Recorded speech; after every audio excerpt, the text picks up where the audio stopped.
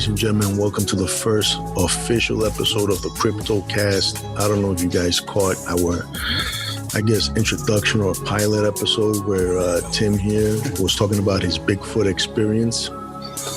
But today we're going to talk about an incident, a Russian incident to be exact. It was made popular through many documentaries, movies, papers written by scholars, enthusiasts, and people who are into crypto, whatever, zoology, etc., like us.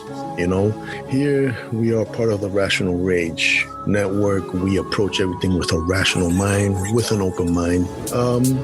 I guess we blur the line between skepticism and believers. So we're going to be talking today about the Dyatlov Pass incident.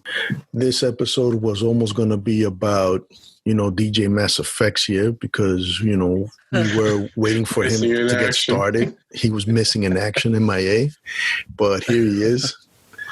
Bigfoot found him. He brought him to us. Anyways. Oh, shit. I went MIA.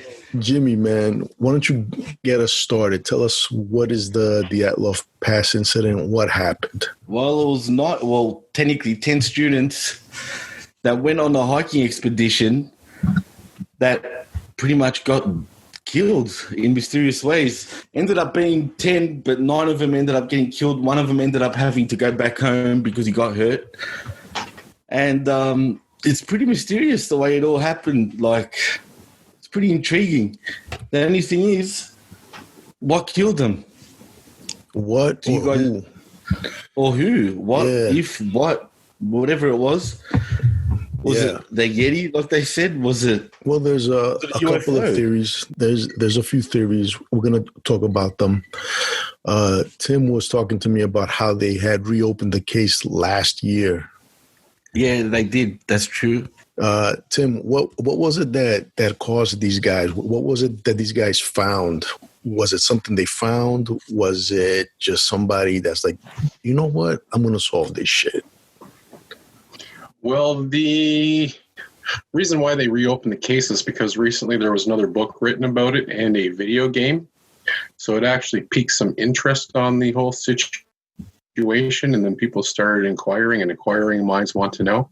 So they just went for it, and they reopened the case to see if they could reinvestigate it today with modern technology and stuff, because apparently they still have a lot of the evidence just stashed away somewhere, and they know where it is, and they're going to go back through it and see what they come up with. So they reopened the case last year. Since then, have there been any updates? Not that I'm made aware of, no. I think they're going to finish the investigation before they start releasing anything. That way it's not speculation. Right. So why don't we go ahead and we start from the beginning and kind of work our way through the information that's out there via the internet and other sources. This happened back in January of 59. Like we said, there were 10 hikers originally. All but one of them were students, and they were pretty much all, with the exception of one, in their 20s, right? Yeah, 20 to 23, I believe, but the Dyatlov guy himself, I think he was 32 or 33. I think there was one older guy. I didn't think was the Dyatlov guy the oldest? I thought so. He was the actual teacher, right? I think, or something, a professor. The most experienced hiker. He was the most experienced hiker who was bringing them up there to help them level up from their hiking level 2 Oh, okay, wait certification a minute. to hiking level. So what? Okay, so what this was a hiking training thing. They weren't really there to explore, to investigate shit. No, they were mountain climbing skiers, and you have to have certain certifications to be able to conquer certain mountains in the area, and they were actually going for their license. So that's what this was. Yes, they were going from level 2 to level 3 or whatever. They were level 3, whatever the Russian thing is. But I think the level 3 was the best you can get, pretty much. Yeah, and they were all level 2 except for Dyatlov, who was a level 3, and he was going to be doing their testing for them. And the oldest guy was Grigory Krivoshenko was the oldest dude. Yes, sorry. Yeah, Dyatlov was the oldest of the students. But so these motherfuckers were pretty much seasoned vets, seasoned climbers, hikers, right? Yep. Yeah. And That was something expert. happened, man. Listen, man, before I go any deeper into this, man, doesn't matter how much experience you have. When you go up against the fucking elements, anything can fucking happen, bro, to anybody. To anybody. Yep. Oh, absolutely. But these people were they were all, of course, students. It says here of the institute and the Urals Polytechnic Institute of Sverdlovsk. That's the one. Right? Yeah, that's the one. So they went on this hike, right? It says here they were led by Igor Dyatlov. All 10 were, of course, experienced hikers. It says here that they had planned a 3-week trip with a return plan for February 12th. Okay. One of the hikers, Yuri Yudin, he left early on the trip on January 28th due to a flare-up of sciatica, it says here. Yeah, you read one thing, it says sciatica. You read another thing, they're talking about him vomiting, like the girl's actual diary.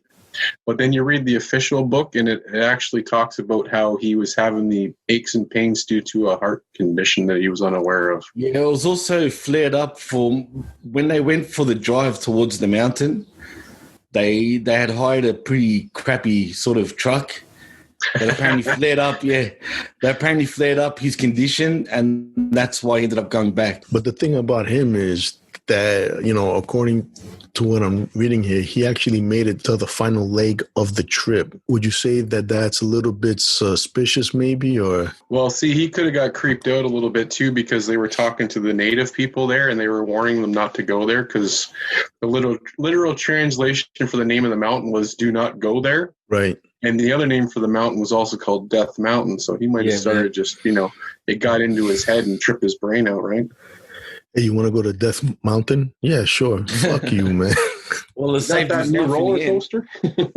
end. Well, in the end, it saved his life. So, you know what I mean? I guess he made the right move, right? Yeah, absolutely. He actually died, I believe, a few years ago at the age of 73, right? Yeah.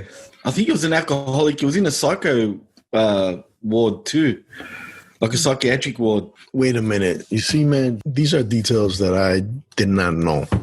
Oh, well, yeah. And that's something that kind of makes you think, But then again, when you're out there with the elements and things like lack of sleep and all that shit, it plays tricks on one's minds, man. I don't know.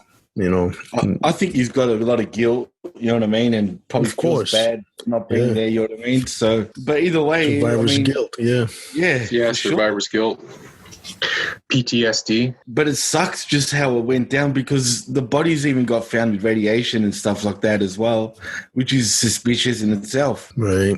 I mean, but it's you know what, man? The information that I'm looking at here, it seems like the fucking trip was fucking challenging as fuck. It's like on the first day or so, it's like they only managed to cover like 2.5 miles. Yeah. Understandable, man. I mean, I've done hikes on the beach, where you're going and that's sand, bro. You think you fucking covered like 5 miles and you only done maybe fucking 2 and shit, I think they say with the sand resistance or snow resistance, it makes walking 8 times harder or something like that than normal. Yeah, and then also factor in the fucking gear, man. The amount of gear.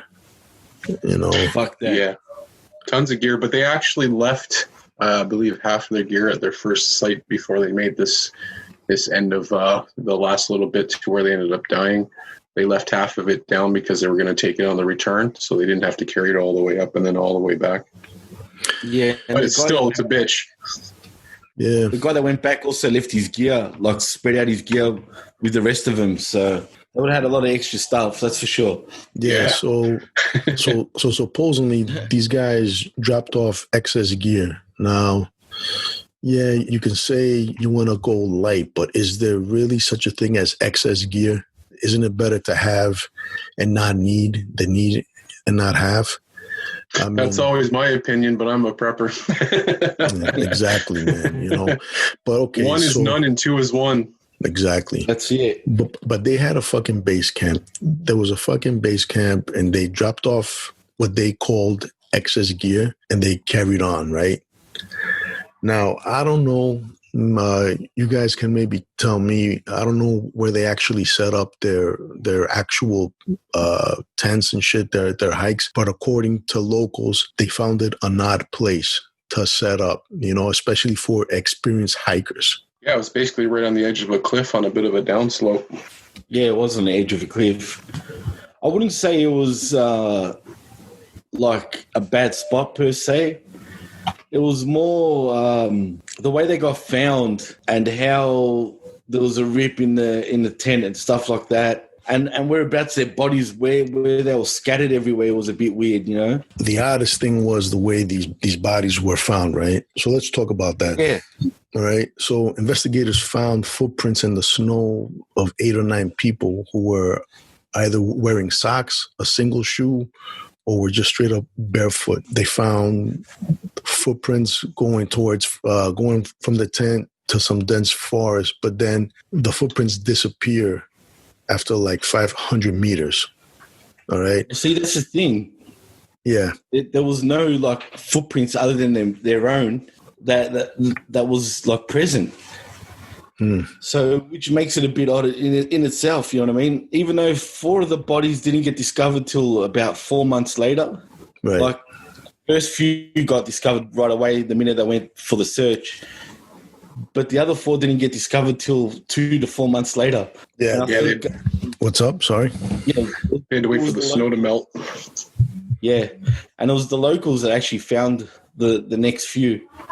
Do you recall the name? Natives. Do you remember the name of the native tribe?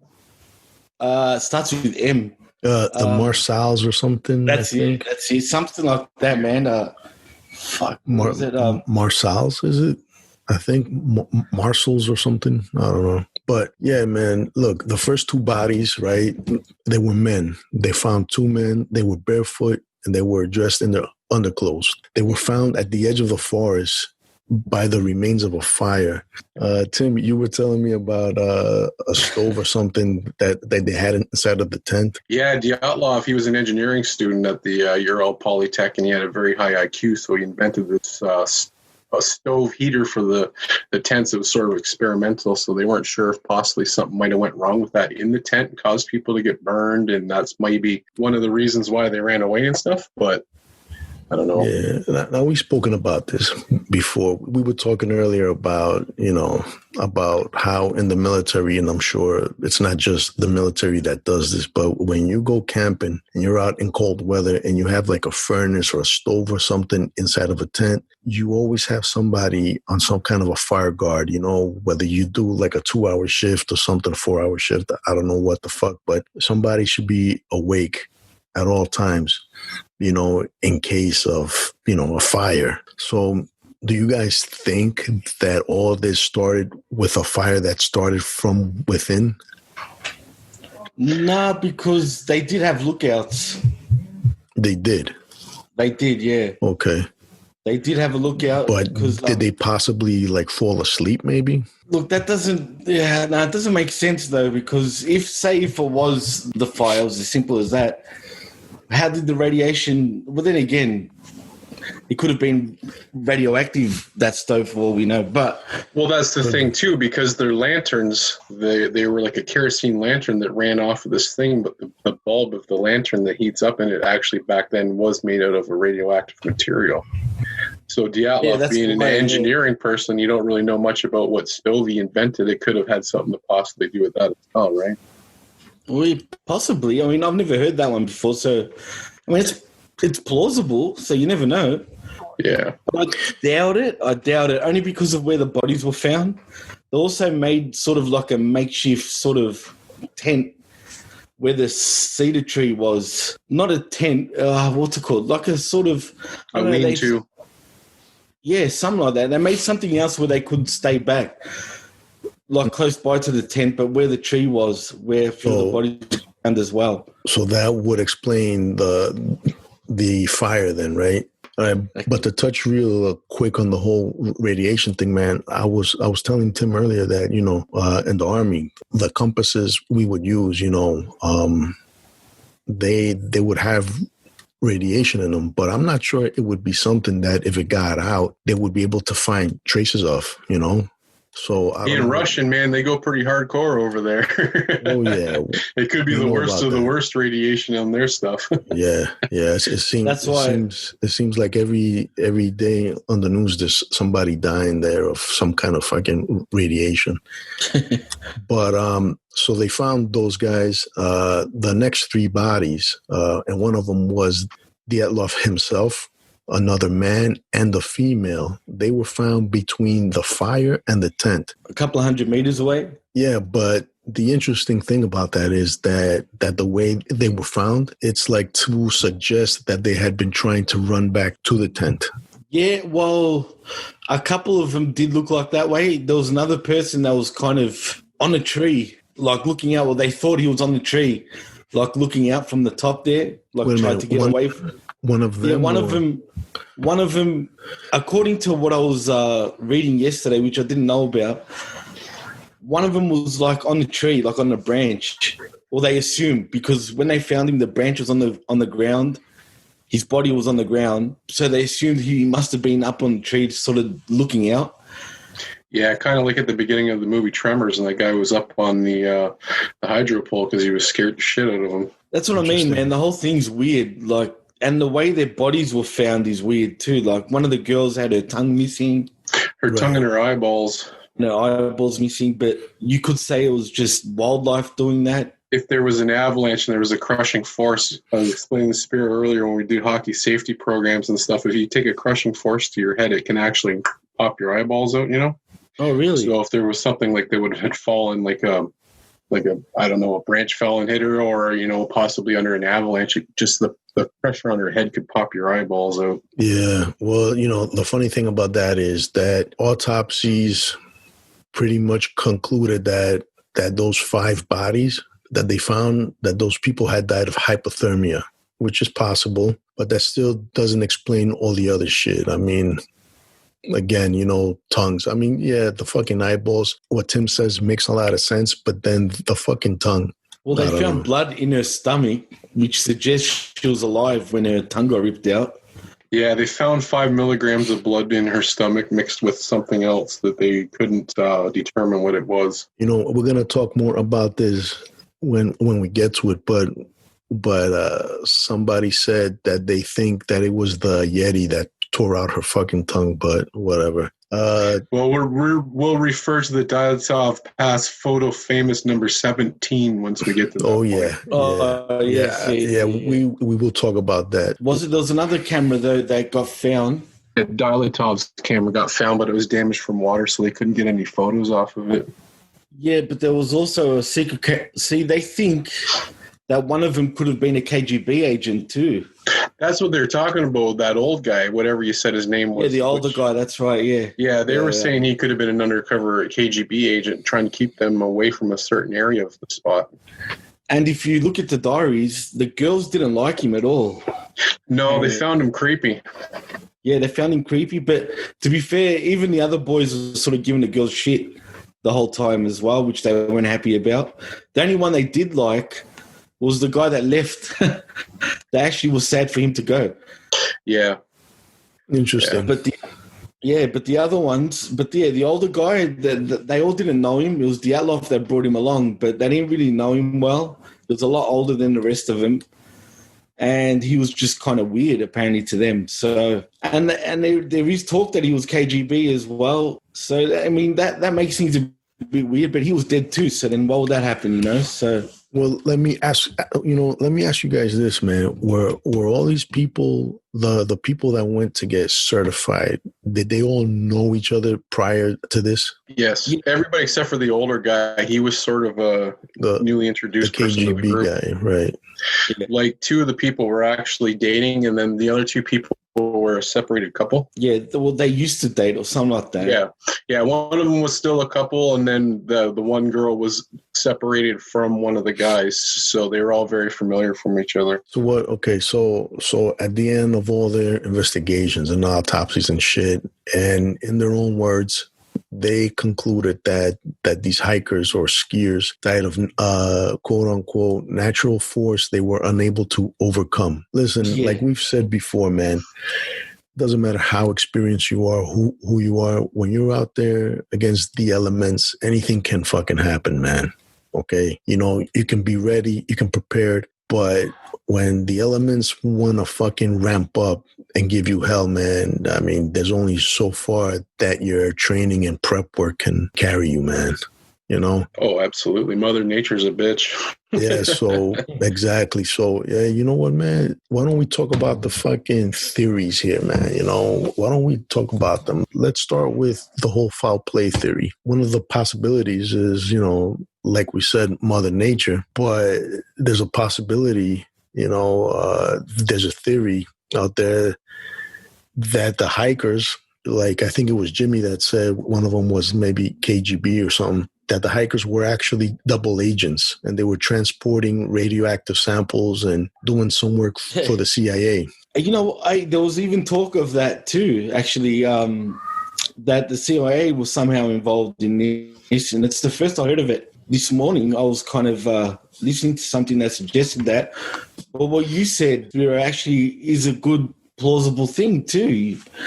I mean, no one's really spoken about it, so that could be possible.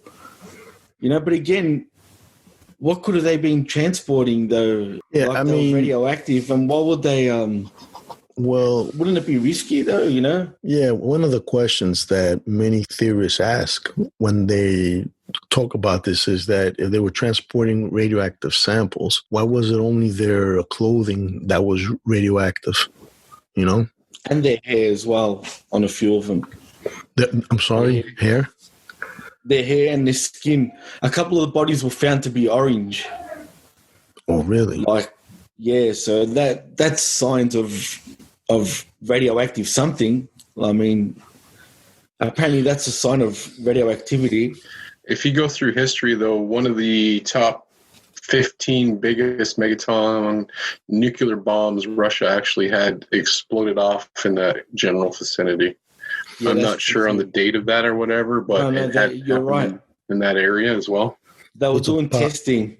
Okay, so it's a possibility that there might have been some kind of residue there still, right? Yeah, oh yeah. But it's got a half-life of like 2,000 years. Yeah, right, exactly.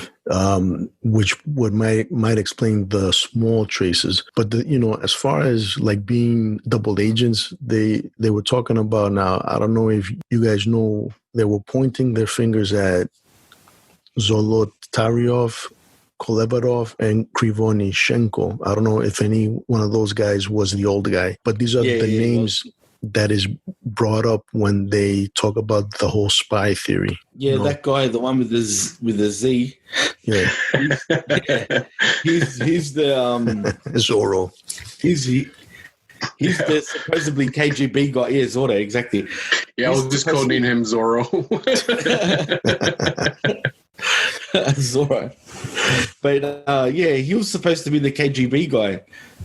No, so, the only one of them that whose clothes supposedly was radioactive was that Kolevatov guy or girl. I don't know.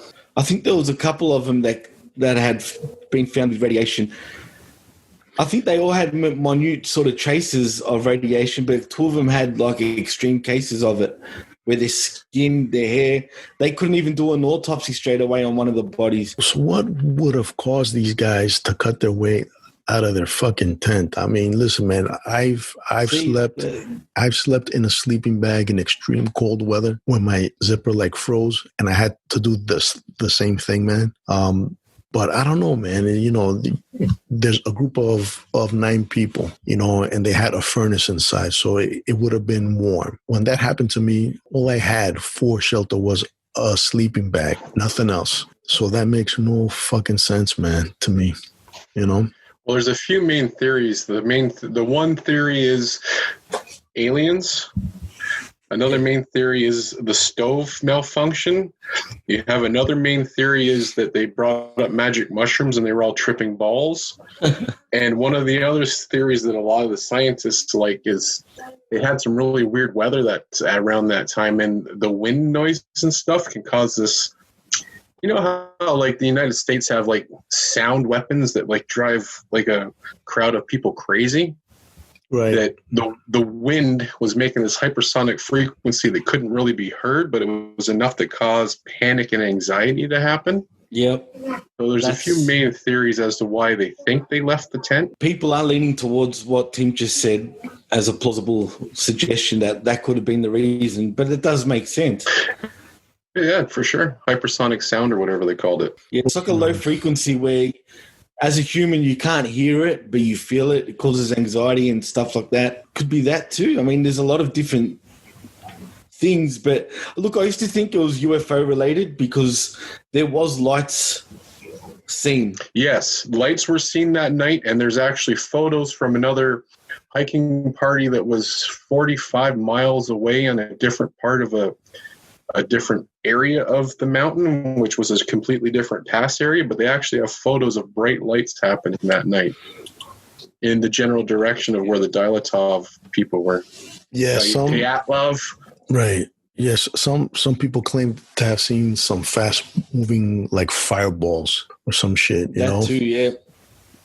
Apparently, there was one guy there, like close by, not like actually at the scene, but close by, where one of the fireballs, like you said, Spiro, was kind of chasing him.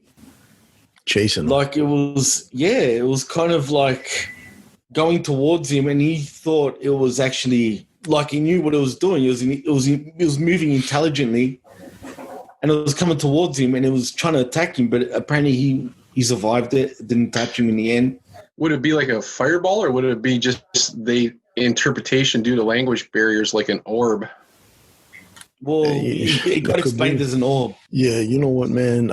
They also suggested that it could have been a missile test, a rocket test, and that something that exploded and, it emitted a beam of energy of some sort that maybe caused their deaths. Maybe that's what they were trying to run away from. I mean, I'm not sure how much time they would have to look, react, and, like run and shit, so I don't know.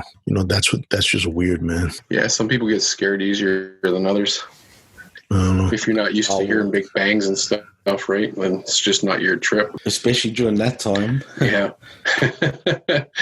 You know what I mean? So, I mean, and there was a lot of weird shit going on around there, that's for sure. Like, it's hard to, like I said, for me, I thought it was, I'd like to think it was alien related, right?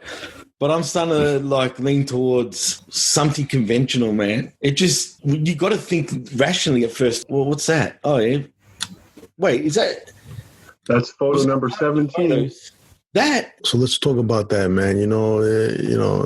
Like we mentioned before, man, they were talking about Yeti, that it was the fucking Yeti that ripped that girl's tongue. But I'm looking at this photo and all I'm seeing is some guy in a big coat or a fat fuck, man. That's, I don't know, Yeah. Yeah, but they've taken a look at that versus the surroundings. They deem this to be about 8 feet tall. It looks fucking big, yeah. And this was from whose camera? From the girl who was missing the eyeballs and the tongue. Is that 100% certain, Tim, with that picture? Yep. Look, man, okay, I have the picture here. And it says here that it's supposedly an image of a Yeti on Thibaut Brignol's camera, whoever that is. I don't know if that was a victim or who. What was the name again, Spiro? Thibaut Brignol's. Oh, yeah. That French guy who was, I know who you're talking about now. It's a guy, Nikolai. Yeah. What was the guy? Bro. He was a guy's camera. Oh, I thought he was the son of what do you call it? Of French immigrants. He was technically French, but changed his name to a Russian name. And if it was his camera, that's interesting. I thought it was the woman's camera, though. I could have but yeah, no, I'm probably wrong. It's 1 in the morning. Well, I didn't even know they found the Yeti, supposedly. Yeah, that's why everybody's tripping out about it and always saying it's Yeti related and stuff. That's just because of that. That's the famous, they call it 17. Yeah, that's strange, man. But me and my opinions on stuff, I sort of lean towards that type of crypt type stuff a little bit more because, I like Bigfoot type things. Well, yeah, no, well, it's changed my opinion now. Like, I'm not too sure what to think anymore. Like I said, I was hoping it would be, alien related, say, like, because for me, I've had a lot of UFO experiences. I've never seen an alien, so don't hold me to that. You know what I mean? But I've never seen it. I don't know what the hell it was. But the point is, I was hoping it would be something like that, right?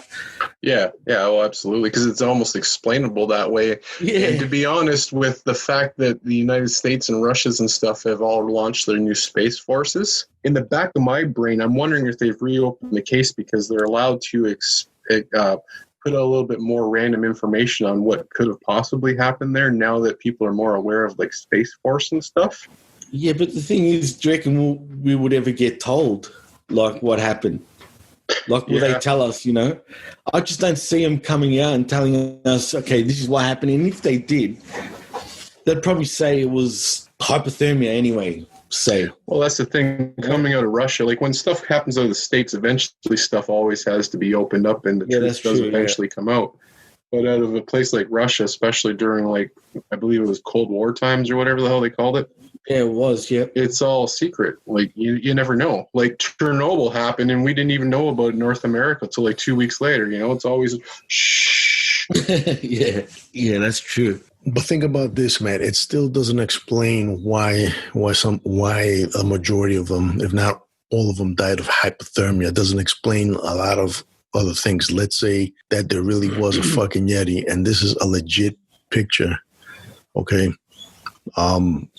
It still doesn't explain, man. And by the way, the person's name of whose camera this was from, is this a picture taken during that expedition, or is this something from prior or after? And then they just come into the conclusion that, hey, you know what? It could have been this.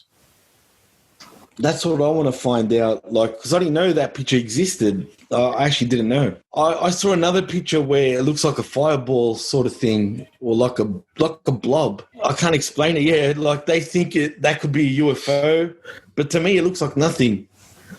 Yeah. So, have you seen the one I'm talking about, Tim? Oh yeah, absolutely. Yeah. I thought that was the one that the people caught. The people that were hiking at the same time as the Dyatlov party. But the picture was actually taken on farther away, like the other party that was on the next mountain over, who was also experiencing the lights at the same time. Well, and they're also the people that were talking about the storm was really bad that night, too.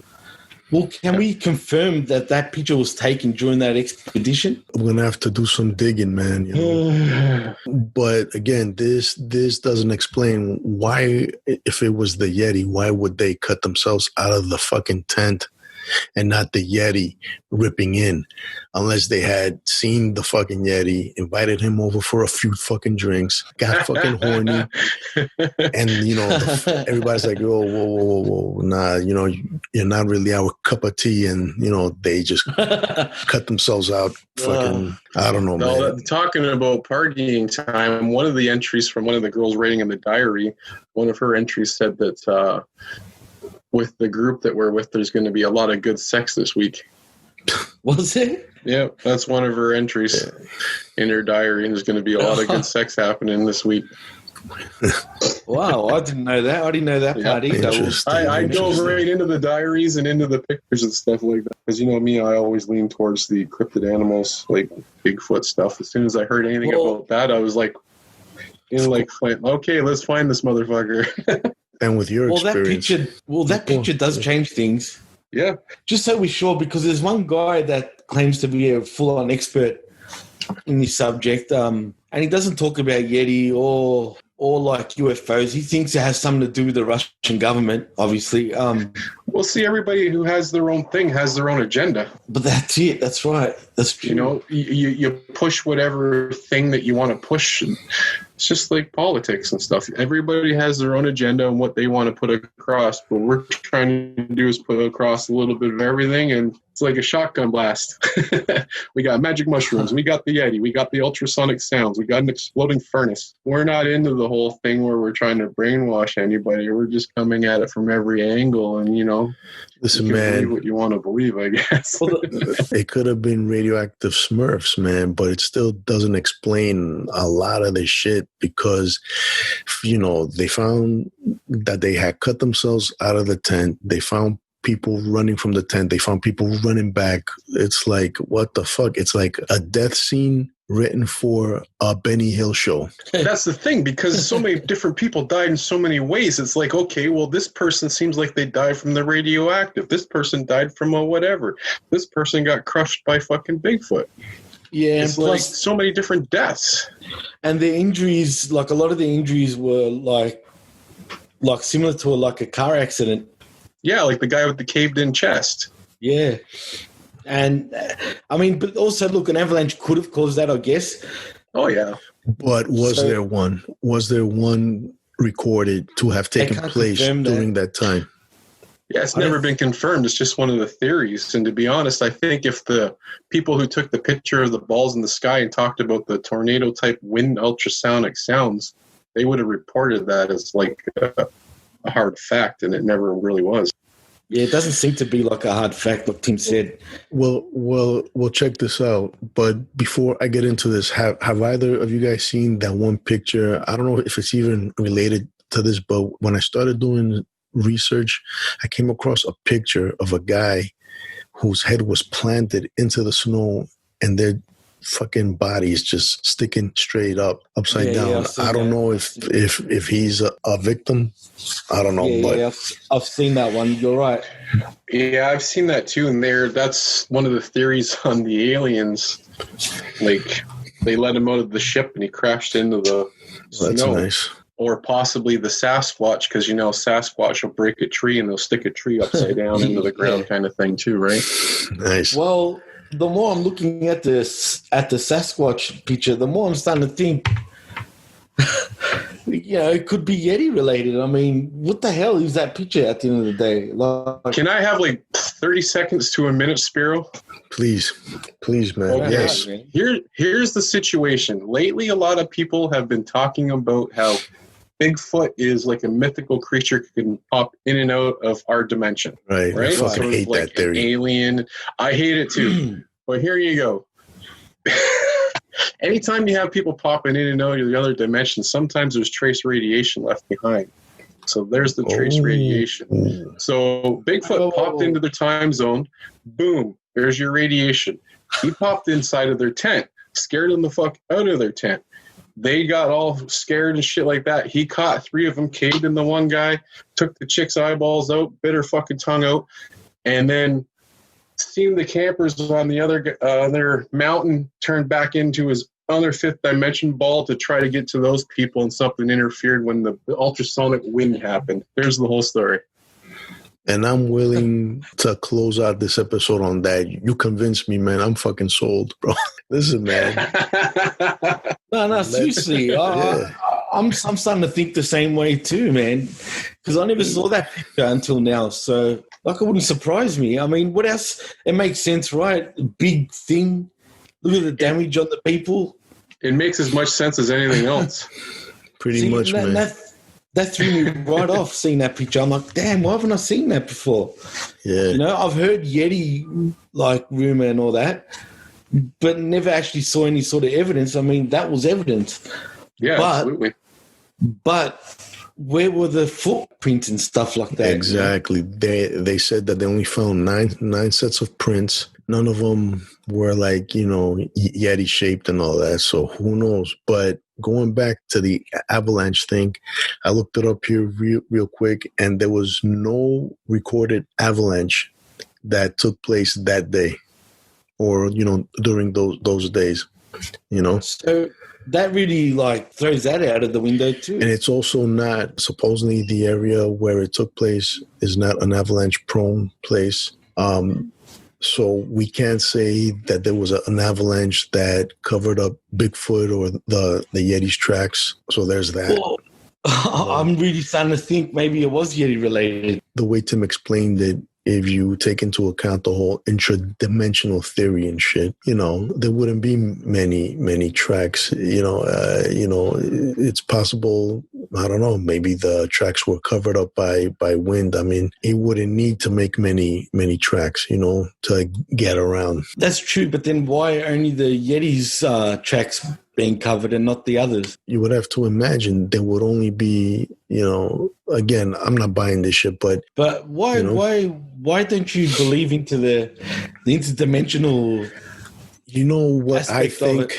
I think that after so many years, and this isn't something that's, this isn't something that just came out this year or fucking last year. It's been a few years now. Yeah. But I think that after so many years of the Bigfoot thing, maybe it lost traction. Maybe it got stale for some people and they needed to spice it up, maybe, so they added that. I mean, they've done something similar with other cryptids like Chupacabra and some other ones where they claim that they're interdimensional or they're from another planet, fucking, I don't know. That's but interesting. Anyways, yeah. That's an interesting sort of thing to it. Like, I don't know, man. Like I said, with the Yeti, I do believe it in some ways. Like, I really do, because that it exists. That it exists. Or that it killed them. Before we started the show, I wouldn't have said that, right? But then I saw that picture, and I've never seen that picture. All the pictures that I've seen, they never point to that picture. I don't know why. And that's why I want to know for sure if that picture is 100% from that expedition. There's a lot that it doesn't explain. Tim gave us a theory that would give added weight to it, to the Yeti theory. But again, man, it's fucking crazy, man. I don't know. Oh, I hope it is Yeti in some ways. Like, I really do. You really want a psychotic Yeti running around and shit? Hey, who knows? So you don't believe in that interdimensional thing either, do you, Tim? Listen, no, man. I hate that theory on Bigfoot being interdimensional. But is there a part of you that kind of, says, you know what, it could be? I mean, the way you just explained it and you laid it out, man, made me think about it. Well, if there was never any situation that would make me lean more towards Yetis being able to pop in and out of the dimensions, this would be one of those situations, honestly. Makes sense to me, bro. Yeah. And we got to talk about that stuff eventually, man, but... Oh, for sure. I don't know, guys. Bigfoot, CIA, the KGB, UFOs. At the end of the day, man, it could just be motherfucking nature, man. When you're up against the elements, when you're up against Mother Nature, it does shit to you. It does shit to you mentally, physically. Maybe their fucking bodies, man. Maybe they succumb to the elements, extreme cold weather. I don't think they were that stupid, you know what I mean? They wouldn't have gone into it and then just dying from the elements, because they would have known going into it. Look, and personally, I think they would have been pretty well prepared as well. No, right. Absolutely. But look, man, I'll tell you this, man. Like I said before, when you're going up against the elements, it doesn't matter how fucking experienced you are, man. When Mother Nature turns it up a notch, I'm telling you, man, you could get caught off guard. You can get caught with your pants down and it'll fuck you in the ass, bro. Dry. A couple of guys from my unit, now we're talking about special forces guys, they went down on a boat trip, a fishing trip. I believe they ran out of fuel. These guys, they don't know a fucking obstacle that they won't tackle. Okay. They fucking jumped into the water, decided to swim back from however far out. Hypothermia got them. They fucking drowned. So it could have been the same thing here. Man, these guys thought they were some Billy badasses out there. Winds picked up. Fucking got colder. They did drop off excess gear that they might have needed, that might have saved their lives. And, they could have just been that, man, I know the odds on Jimmy never having this situation happen, because I don't think there's very much snow in winter in Australia, but... I've never seen snow in my life, dude. Spiro, have you ever been through the ice? Never. Like, almost hypothermia? Yeah. Oh, yeah. Many times. I've been through it in Alaska, in Germany, parts of Korea. Where else have I been in extreme cold weather? Mainly those parts, though. in Washington State, man, it can get cold up there, man. You know, I was ATVing one time. There's this place called Bob Cajun in Canada. It's a popular area for people to go on vacation. My dad actually lived there. So we had a quad, and I was out by myself in the woods in the middle of the night. Probably shouldn't have been. So I'm riding along, boo-boo-doo, on the quad, and all of a sudden I hear crackle, crackle. I didn't realize I was riding across the pond. Shit. Oh, shit. Just as I was getting to the edge of this pond, boom, me and the quad right through. The water was up to here. I did have a snowsuit on, but fully submerged up to my chin, and I didn't know what to do. I crawled out, and I just started running. And when you're fully submerged, and it was probably negative 20, you can literally feel your body. It's like 1,000 pins and needles, and you can feel yourself slowing down. I got lucky that I happened to know that there was a herb farm close by, so I ran. And by the time I pounded on the door, I had nothing left. They opened the door and they said I was blue. They wrapped me in blankets, started feeding me tea. And elapsed time in that whole situation, probably 3 to 6 minutes. Jesus, and bro, you're fucking lucky to be alive, man. First of all, you're lucky that the water didn't weigh you down in that suit that you wore. Yeah, that's lucky, man. It is. Yeah, I got really lucky that night. My dad and his friends, they have like those suits that they wear on like the Deadliest Catch, you know, those Mustang survival suits. Right. So they actually put them on, and they actually dove into the water and tied ropes to this quad. Not like I said, like it was about 5.5 feet deep. But they went in with the survival suits and tied ropes to it, and then they pulled it out with a couple snowmobiles the next day and stuff. But yeah, I didn't have a Mustang suit on that night. You know, man, talking about the elements, man, they got this thing there that they call katabatic wind. I don't know if you guys know anything about that. No, what's that? All right, so I pulled it up. This is what they consider the most likely scenario, okay? Katabatic, I guess that's their language. It means descending, okay? So I'm just going to go ahead and read this here. It says, it is also called gravity wind. It is a phenomenon occurs over ice sheets or cooled mountain areas, including the topography of the Dyatlov Pass area. This hurricane force wind, and I think it was Tim that mentioned something about like a tornado and shit, right? The subsonic sound from the windstorm. Okay. So what they're saying here is this hurricane force wind can reach up to 81 meters per second and happen suddenly without warning like a storm. This phenomenon often occurs at night. One such wind killed skiers in Sweden in 1978 when a wind erupted out of a calm day at 20 meters a second. They abandoned their camp. To get this, because I think this is similar to these guys. They abandoned their camp. Most died of exposure, and their bodies were found with minor injuries. The bodies were found at intervals that led away from a hastily constructed snow shelter. The difference here is that one person actually survived. Wow. So, you know, the similarities, but still, man, what caused them to run from the fucking tent? I could see them trying to run back to the tent, trying to take cover. They probably still wouldn't stand a fucking chance against this thing. But what made them initially leave the goddamn tent? Yeah, that's the unknown. And you know what, man? Everything aside, the fucking tongue ripping out and where they found these fucking people and how they were, something caused them to run out of the fucking tent. Something caused them to cut themselves out of the tent. What though? That is the fucking question, man. Well, that's what people can't like wrap their heads around, because at the end of the day, why did they rip themselves through the tent when the zipper was just there? Like they could have just opened the tip, and they would have been out. Well, like Spiro was saying, when he was camping in the extreme cold, his zipper was actually frozen. Oh, well. This happened in Washington State.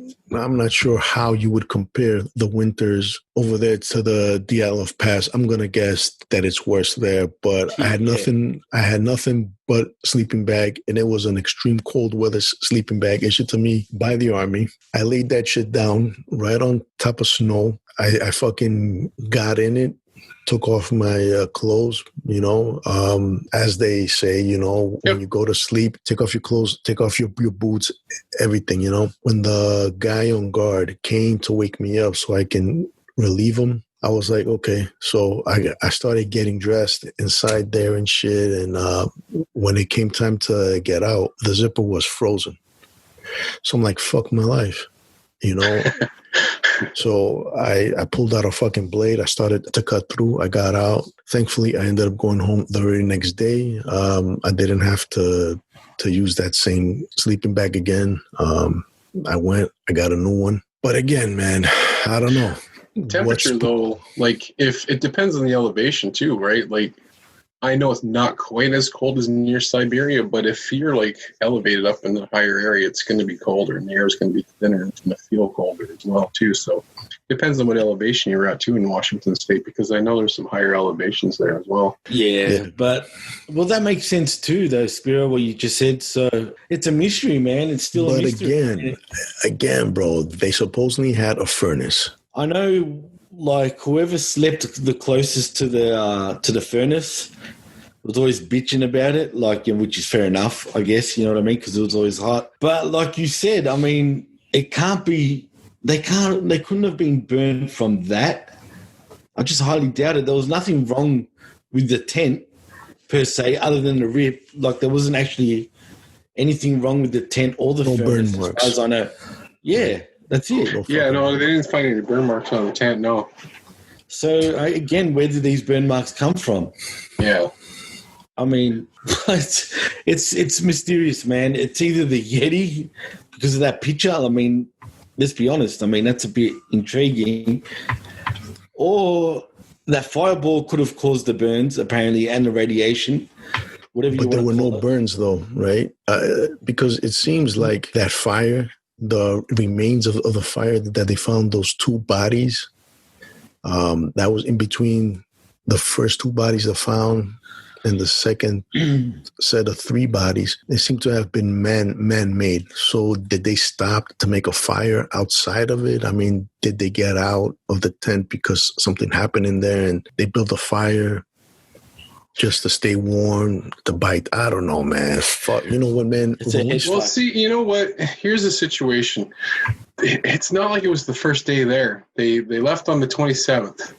So you got 5-6 days left or whatever. You're 6 days into a trek, right? So who knows if maybe the night before they got pissed drunk like my dad did when I was camping when I was a kid. The guy had to take a piss, couldn't find the zipper, cut himself out of the tent just to go piss on a tree. Like the whole cut in the tent and stuff like that. It could have been done days before the actual incident that killed them. Well, they did want alcohol and they did steal alcohol because they did get in trouble before they actually got to the... Yeah, literally in the 80s we were camping. My dad was a little drunk and fucking he couldn't find the zipper. He pulled out his buck knife and cut the side of the tent up and went and took a piss. You know what, man? Sewed it up the next day. Yep. You see this shit in so many movies, man. You know, you're out in the freezing cold. Hey, you know, they fucking toss you a bottle of fucking vodka or whiskey, and that's the worst thing you can fucking do, man. Alcohol and extreme cold weather just don't mix, bro. If you want to die of hypothermia, if you want to speed track a cold weather death, drink some alcohol, okay? Because you thin out your fucking blood. It ain't worth shit out there, you know. It thin out your blood, does it? It does. You know, that's another thing. Motherfuckers that drink while they're getting a tattoo. The same shit. I'm like, what? It's so stupid, you know, man. I see it played out more, right? I had a buddy of mine. He thought it was a good idea, and the tattoo artist let him do it. He's sitting there getting a tattoo done, and he's got a can of something, a fucking brew and shit. And I'm like, what a fucking idiot, man. Yeah. You know, anyways, guys, so we came in here with questions. We're leaving with even more questions. And on that note, ladies and gentlemen, this has been the Cryptocast, where we dare you to believe.